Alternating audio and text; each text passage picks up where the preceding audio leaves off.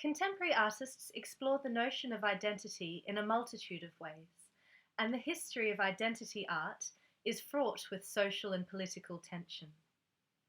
An individual's identity consists of multiple intersecting factors, including gender, race, ethnicity, class, and sexuality, though none of these factors are necessarily absolute. In fact, some prefer to use the plural word identities, emphasizing that identity is fluid and shifts throughout one's life. This is reflected in the multitude of ways that artists explore the notion of identity. For most of the 20th century, major American museums rarely exhibited the work of artists from underrepresented groups, preferring instead to privilege the dominant narratives of a white, male, heterosexual art history. During the 1980s and early 1990s, the United States underwent a period of tumultuous cultural tensions that included the AIDS crisis, right-wing conservative social and economic policies, rapid gentrification, and increasing urban crime. Identity politics, the political debates around shared cultural characteristics such as race, class, and religion, became a way for people to address these issues. Many artists created work in response to their multifaceted identities, suggesting that the problems society faces are a result of intersecting forms of discrimination towards various social groups. But this new kind of political art received mixed reviews. Attempting to protect the retrograde notions of artistic merit, critics such as Hilton Kramer and Robert Hughes vigorously opposed the shift in aesthetic values from visuality, process, and form to identity, social history, and politics. In this school of thought, artistic quality was equated with universal standards of good taste. However, multiculturalists like Lucy Lippard, Maurice Berger, and Bell Hooks saw this so-called universal standard as a prejudice formed by a narrow-minded elite, and demanded that the art world open itself to artists from groups and backgrounds that had previously been swept to the margins. In response to this history of exclusion, 3 cultural institutions in New York City collaborated on an exhibition that would recognize the perspective of marginal groups and assign them a place in the mainstream. The landmark exhibition, The Decade Show, Frameworks of Identity in the 1980s, organized by curators from the New Museum of Contemporary Art, the Studio Museum in Harlem, and the Museum of Contemporary Hispanic Art, opened in May 1990 and featured more than 200 objects by 94 artists of a diverse heritage. James Lorna, a Native American and Mexican American artist included in the Decade Show, was one of many artists working in this period to reconstruct a political position via representational visibility. For his performance, Artifact Piece, the artist lay inside a display case at the Studio Museum in Harlem, with his nude body covered only by a cloth.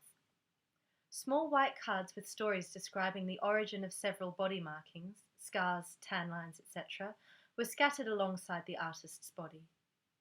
Okay, Marta, pause the video here and discuss the themes that you think Lorna might be exploring in this work, considering the context of identity politics in the 1980s.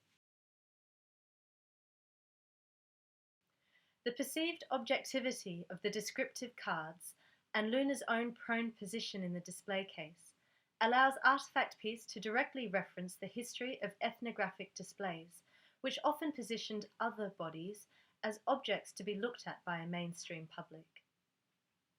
As Lorna explained in a 2008 interview, I had long looked at representation of our peoples in museums, and they all dwelled in the past. They were one-sided. We were simply objects among bones, bones among objects, and then signed and sealed with a date. Lorna's work radically transforms the historically marginalized body of the other in the museum from a passive object to a speaking agent. His presence creates an unsettling effect for the viewer, who is forced to consider their own relationship to this history of display and exploitation.